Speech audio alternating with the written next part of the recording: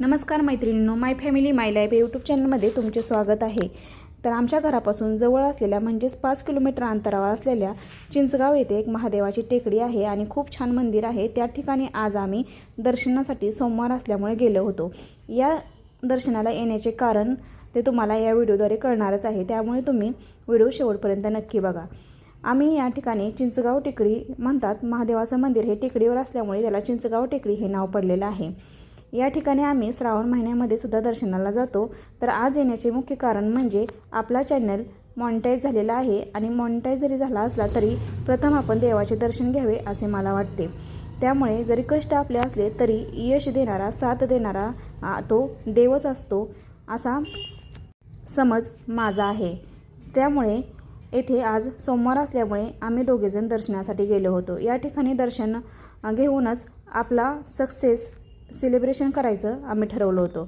बघा, या ठिकाणी आम्ही गेल्यानंतर इथे खूप छान असं मंदिर आहे। निसर्गरम्य वातावरण असल्यामुळे हे मंदिर खूप छान दिसतं। या ठिकाणी रामानंद सरस्वती महाराजांचा पुतळा आहे। त्या ठिकाणी प्रथम आम्ही दर्शन केलं। इथे व्हिडिओ काढण्यास आणि फोटो काढण्यास जरा मनाई होती, तरी पण हळूहळू शूट केलेलं आहे परवानगी घेऊन, त्यामुळे काही ठिकाणी आपण येत नाही। या ठिकाणी बघा, सोमवार असल्यामुळे थोडीफार दर्शनाला गर्दी होती। इथे पिंडसुद्धा खूप छान आहे। या मंदिरामध्ये गेल्यानंतर खूप मन प्रसन्न होतं। बघा, इथे छान प्रकारे पिंड महादेवाची आहे, गणपती आहे, अशा प्रकारे सुंदर असं हे महादेवाचं मंदिर आहे। या मंदिराला चिंचगावची टेकडी म्हणून ओळखले जाते। या ठिकाणी आम्ही दर्शन घेतलं आणि या ठिकाणी मन प्रसन्न वाटतं। माझ्या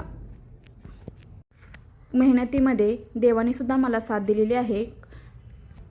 कुटुंबानं तर मला साथ दिलेलीच आहे, परंतु देवाचा सुद्धा आशीर्वाद माझ्यावरती आहे। त्यामुळे मी या ठिकाणी दर्शनाला गेले होते, कारण आशीर्वाद घेऊनच सक्सेसचा सेलिब्रेशन करायचं हे मला वाटलं होतं। हे खूप मंदिर छान आहे। तुम्ही जर कुर्डवाडीच्या आसपास असाल तर तुम्हाला ह्या मंदिराबद्दल भरपूर माहिती असणार आहे। त्यामुळे जरी नसाल तर तुम्ही कधी कुर्डवाडीला आला तरीसुद्धा तुम्ही या ठिकाणी दर्शनाला नक्की जावे। या मंदिरामध्ये श्रावण महिन्यामध्ये आणि महाशिवरात्रीला खूप मोठी यात्रा भरली जाते। या ठिकाणचा परिसर खूप छान आहे आणि मंदिर एकदम स्वच्छ आणि निर्मळ आहे। ह्या मंदिरामध्ये नेहमी देवाचा वास करतो असं म्हणतात। या ठिकाणी आम्ही दर्शन केलं। सोमवार असून आज थोडीफार गर्दी होती, पण आम्हाला दर्शन लगेच मिळाले आणि या ठिकाणचं मंदिर इतकं छान होतं, बाहेरून सुद्धा खूप छान वाटतं। बाहेरचा परिसरसुद्धा खूप सुंदर आहे। निसर्गरम्य वातावरणामधला हा परिसर आहे।